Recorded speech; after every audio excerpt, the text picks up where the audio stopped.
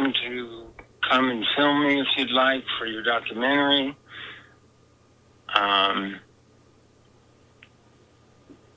whatever I can do to help, I'm more than happy to help you. When did do you remember what year you first heard about the Memphis Man? It was sometime in the 1990s. I would say early 1990s. I heard the legend of the Memphis Man, but didn't actually,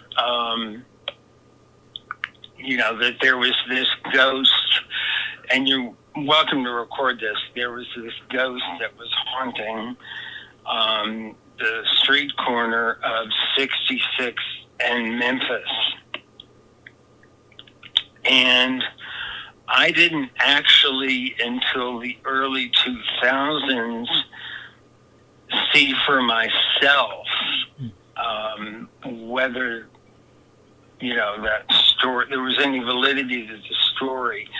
And so one evening I was going towards 66th and Memphis and down Memphis, and I did happen to see sort of a shadow of a man, or a figure actually,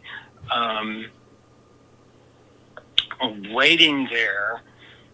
But when I came on it, I could see the circuit breakers and all of that it was kind of an optical illusion. And then I haven't seen it since. And I've gone there several times to try to re-experience that, and I've not seen it since then. I'd say at least 5, 6 more times. And that was close to 20 years ago when I saw that. The story goes that, and this either happened, I've heard both, that it happened in the 70s and in the 1980s, that it was a cold morning, it was icy, the wind was blowing, and there was a man who was waiting by the bus, waiting at 66 in Memphis for the bus to, I assume go to work or go be taken somewhere. But the story is that he's waiting to go to work, that I heard. And the bus slipped and, on the ice, and killed the person who was waiting there, and that person haunts that particular corner of Lubbock. I don't think there's any truth to that story. I think it's just a legend, because you can sometimes see a figure standing there.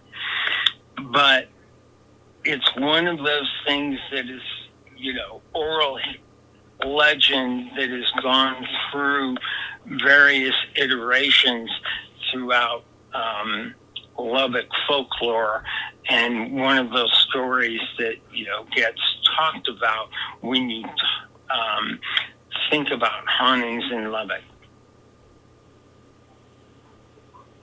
Have you tried to go back recently?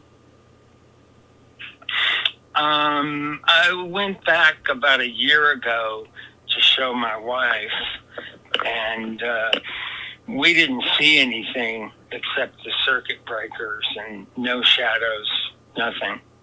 I also saw that I believe the city added lights over there, or Yeah, they did. so do you think that could have changed, if it was an optical illusion, the illusion? Yes, I certainly do. When I saw it, there were no lights, or they were very dim lights. It was a shadow of a figure waiting. And I haven't gone back to see if there were any accidents or anybody killed at that particular intersection. If that was an actual true event. Yeah. So where did you hear about it? Did you hear it from a friend, or you know? Honestly, it's one of those things that just got talked about. Hmm. Yeah, I've probably heard it from a friend or some, a lecture of, going to stories of haunted Lubbock, and then I've done a number of lectures and have been on the news talking about it myself throughout the years, and it's one of those things that I remember years ago when I worked at the public library, some kids coming in at wanting to know about Lubbock hauntings, and they're like, the Memphis Man, we want to know about the Memphis Man. So it's not something that just came out of nowhere.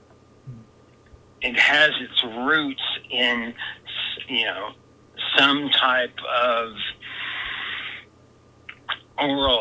oral narrative. Um,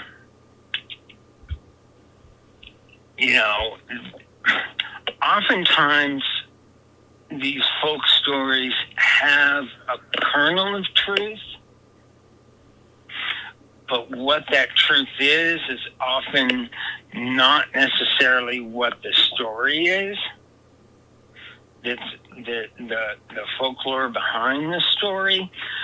So you've got to take a lot of these legends with a grain of salt. But they exist, and they're fun stories to talk about. They're interesting, and they make up a unique part of a city's history.